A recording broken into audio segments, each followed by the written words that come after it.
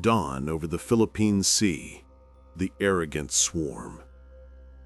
June 19th, 1944, 11:42 a.m., 120 miles west of the Mariana Islands. The sun is a white-hot coin hammered flat against a sky the color of polished steel. Below, the Pacific lies so still it looks solid, mirror-bright, treacherous, waiting. Then the horizon fractures. A black swarm rises from the south, more than 200 wings glinting like thrown knives. Zeros, Judies, Kates, sleek, silver-gray, red meatballs blazing on every fuselage. Inside those cockpits, men who have ruled these skies for 3 years are laughing at the new American fighter, the one the intelligence reports call fat, slow, a pig with wings. On Guam's Orote Field only hours earlier, a young lieutenant named Kanayoshi Muto had slapped the shoulder of his wingman and crowed, "Today we show them. No American plane has ever turned with a zero, and this new Grumman never will." Now they're airborne, throttles wide, climbing hard, radios alive with the same cocky chatter that once terrified Guadalcanal and sank the Lexington at Coral Sea. They have no idea the world has already changed. High above Task Force 58, radar operators aboard the USS Essex suddenly lean forward, faces lit green by the scopes. "Vampire! Vampire! Massive raid bearing 265, Angels 15 and climbing. Count 200 plus, maybe 250. Admiral Mark Mitcher doesn't flinch. He simply nods once. Launch the fighters. Launch everything. Flight decks explode into motion. Steam hisses from catapults. Grumman F6F Hellcats, big, blunt-nosed, painted midnight blue, roar forward one after another, heavy with armor plate, self-sealing tanks, and 6.50 caliber guns that look like they could punch through a destroyer. Pilots like Lieutenant Commander David McCampbell, Lieutenant Alex Vracius, Ensign Spider Webb slam their canopies shut, shove the throttles past the detent, and claw for altitude. The Japanese are still laughing. 70 miles of empty ocean separate the two forces, closing at almost 600 knots combined speed. 20 minutes until contact. Maybe less. You can taste the avgas and fear in the air, feel the vibration of 18-cylinder radials shaking the sky itself. Because in the next half hour, every myth the Japanese have told themselves about invincibility is going to burn. And most of those laughing pilots will never see another sunrise. Contact the instant the myth shatters. 11:59 a.m., altitude 24,000 feet. The gap vanishes. Zeros break into their perfect defensive circles the moment the first Hellcats appear overhead, sun glinting off their canopies like spears. The Japanese pilots pull hard, waiting for the Americans to stall out in the turn, the way every Wildcat and P-40 is done for 3 years. It never happens. Lieutenant Commander David McCampbell rolls his division in from 6 o'clock high, throttle firewalled, diving at over 400 knots. He doesn't bother turning. He just points the Hellcat's nose, thumbs the trigger, and the sky in front of him erupts with white-hot tracers. The lead Zero simply explodes, wing tanks, cockpit, pilot, gone in a red-orange flash that leaves only burning confetti tumbling earthward.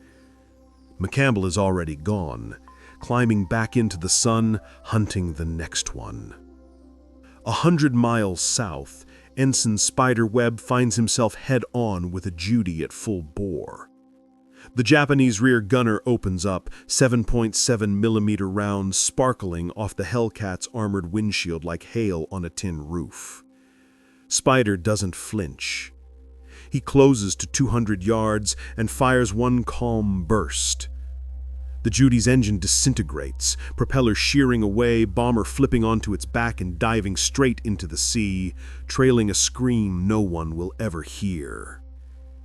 That scream is happening everywhere now. Lieutenant Zenshi Abe, 28 kills over China, snaps his Zero into a brake so tight the wings tremble. He looks back expecting the fat American to overshoot. Instead, the Hellcat half rolls, drops its nose and follows him through the turn like it's on rails. Abe's eyes widen behind cracked goggles. The first burst takes his left wing off at the root. The second ends the conversation forever. On the Japanese command frequency, the bravado collapses. These are not wildcats. They dive through our turns. My wingman is gone, flaming. Where did he... Static. Hellcats are everywhere now. 300 dark blue killers vectored by the best fighter direction team the world has ever seen. They don't dogfight the way the Japanese expect. They boom, they zoom, they slash and disappear, 6 heavy machine guns hammering in perfect unison. Every pass leaves another Zero trailing smoke and fabric, another Judy folding like cheap origami. Alex Vrechu finds himself behind a formation of 6 Judys boring straight for the fleet. He starts at the back and works forward, 1 short burst each. 1, 2, 3, 4, 5, 6. 6 fireballs in under 2 minutes, each one blooming and falling away like deadly flowers. He never even breathes hard. The Japanese escorts try to protect their bombers. They fail. The bombers try to run. They fail. The Zeros try every trick in the book, loops, split S, scissors, and the Hellcats simply refuse to play by the old rules. Because the rules have changed, and the men who wrote the old ones are dying by the dozens in the bright noon sky, realizing far too late that the plane they laughed at this morning was built for one reason only, to make today their last. The first wave of Japanese bombers is already scattering in panic, but the real slaughter hasn't even started yet. 12:18 p.m. The Philippine Sea is no longer blue. It is black with smoke and burning gasoline. The Japanese formation has shattered into 100 individual duels, and every duel is ending the same way. Lieutenant Alexander Vrechu throttles back just enough to stay behind a fleeing Judy, guns blinking once, twice. The bomber's right wing folds upward like paper in flame. Then the entire airframe cartwheels into the sea in a geyser of white water. That one was number 5 for Vrechu in 8 minutes. He never raises his voice on the radio, just a calm, splash another Judy, and he's already rolling toward the next target. Over the fleet, the Hellcats have formed a lethal cap at 25,000 feet. Any Japanese plane that tries to dive through it is met by 4 plane divisions stooping out of the sun at 450 knots. The closing speed is so high, the Zeros have less than 2 seconds to react. Most never see the burst that kills them. A young Japanese ensign named Takeshi Nakatsuka breaks left, then right, then straight up in a desperate loop.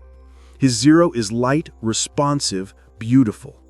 The Hellcat on his tail, flown by Lieutenant Junior Ralph Hanks, doesn't loop.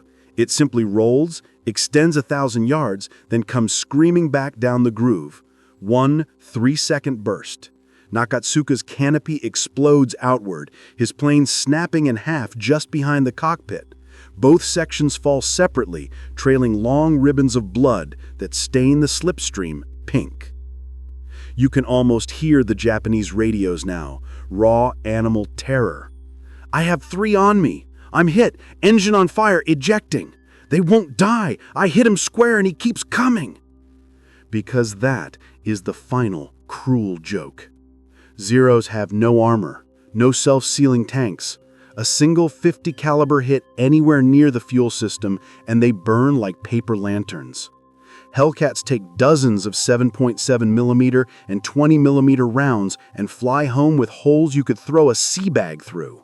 By 12:40, the bombers have given up any pretense of attacking the fleet. Judies jettison their bombs 30 miles short and run west, engines screaming. The Hellcats chase them like wolves after deer. Some Japanese pilots, out of ammunition and hope, simply roll inverted and dive straight into the sea rather than burn. One Zero pilot, name unknown, manages to get on the six of Lieutenant Commander Charles Brewer. He fires everything he has. Tracers sparkle across the Hellcat's fuselage, shred the paint, punch neat holes through the vertical stabilizer. Brewer feels the impacts, glances back once, then calmly half rolls and pulls into the Zero. The Japanese pilot brakes too late. Brewer fires one lazy deflection shot. The Zero becomes an instant fireball. Brewer never even switches to his backup guns. At 1:05 p.m., the last organized Japanese element disintegrates. What was 216 aircraft 20 minutes earlier is now a sky full of burning parachutes, floating wreckage, and long black smoke trails pointing west like accusing fingers. American losses so far? 6 Hellcats. 6. The fleet below hasn't even needed to maneuver. Admiral Mitcher watches the returns fade from the radar screens and finally allows himself the smallest shake of the head. Hell, he mutters to no one in particular. It's a turkey shoot. He has no idea yet how right he is, because the few Japanese planes still limping toward Guam are about to discover that the day is far from over, and the Hellcats still have gas, bullets, and daylight.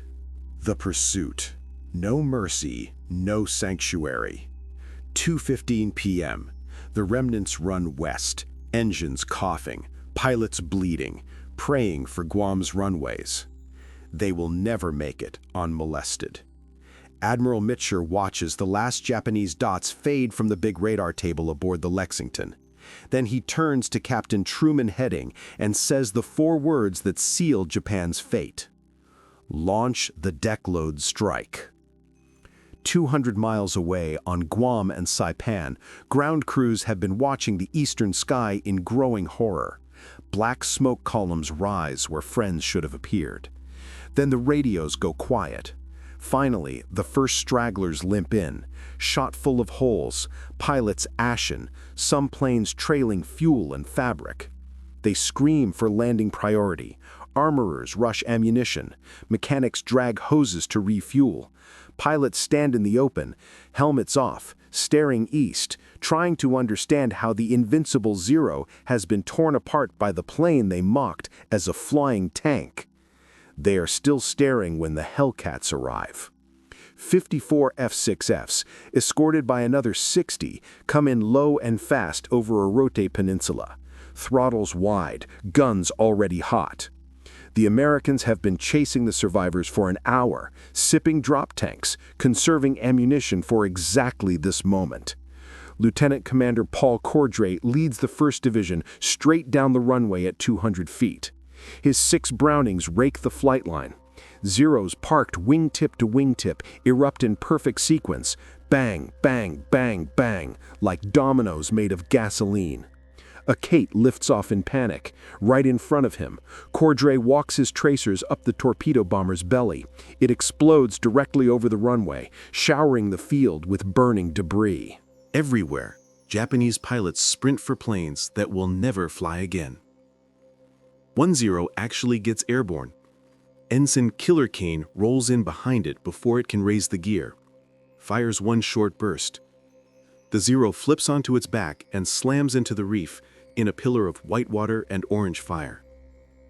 At nearby Agana Field, the same story repeats. Hellcats strafe hangars, fuel dumps, anti-aircraft positions. Japanese gunners fire straight up into their own sky, trying to hit the blue streakers flashing past. More Zeros blow up on the ground than ever made it into the air that morning. By 4 p.m., the fields are burning craters. Over 150 Japanese aircraft, many of them the very survivors of the morning massacre, are now smoldering wrecks. The runways are blocked with wreckage. Any pilot who somehow lands will flip end over end into the flames. Back over the fleet, the last Hellcats are recovering aboard. Deck crews cheer this time. Alex Vrachu traps, folds his wings, climbs down on legs that finally feel the strain. A chief petty officer slaps him on the back. "How many today, sir?" Vrachu looks at the sky, still streaked with distant smoke, and answers quietly, "7 confirmed." Felt like target practice. Total Japanese aircraft destroyed this single day, 645. Total American aircraft lost in combat, 29. Total American pilots killed, 23. The Imperial Japanese Navy has just lost, in 6 hours of daylight, more carrier planes and trained aviators than America lost in the entire Guadalcanal campaign. And the sun has not even set yet. Out on the darkening ocean, a handful of Japanese survivors cling to rafts and wreckage, watching the American fleet steam away untouched. One of them, his name lost to history, looks up at the first stars appearing and whispers the phrase that will follow the rest of his life. Mariana no Shichimensho. The Great Marianas Turkey Shoot. For the men in the dark blue Hellcats, it was just Tuesday. For Japan, it was the day the war in the air was lost forever. Nightfall. The silence that followed the storm. June 19th, 1944. 7:28 p.m. The sun is gone. The Philippine Sea has turned the color of dried blood. Task Force 58 steams northward at 25 knots, its wake a long white scar across the darkening water. On every flight deck, the last Hellcats fold their wings and are struck below. The smell of hot oil, scorched paint, and cordite still hangs in the air like gun smoke after a duel. In the ready rooms, the pilots sit in near silence. No victory rolls, no wild celebration. Just tired men staring at their hands, realizing what they have done. Alex Vracu counts the bullet holes in his flight log. 7 confirmed, 2 probables. David McCampbell lights a cigarette with fingers that finally tremble. Someone whispers, "We just killed Japanese naval aviation." And no one argues. Below, on the hangar deck of the USS Enterprise, a chief gunner's mate chalks the day's score on a bulkhead in foot-high letters. Jap aircraft destroyed, 645. Our losses, 29. He underlines the second line twice, then steps back and just stares at it, as if the numbers might rearrange themselves into something less obscene. 6,000 miles west, aboard the retreating carrier Tsukaku, Admiral Jisaburo Ozawa stands alone on the darkened bridge. The wind carries the smell of burning insulation from his own flight deck. A staff officer approaches with the final tally. 65 aircraft launched that morning, 15 left that can still fly. Ozawa does not rage. He simply removes his cap, runs a hand through gray hair, and says the sentence that will haunt the Imperial Navy forever. With this, the war in the air is over. He is right.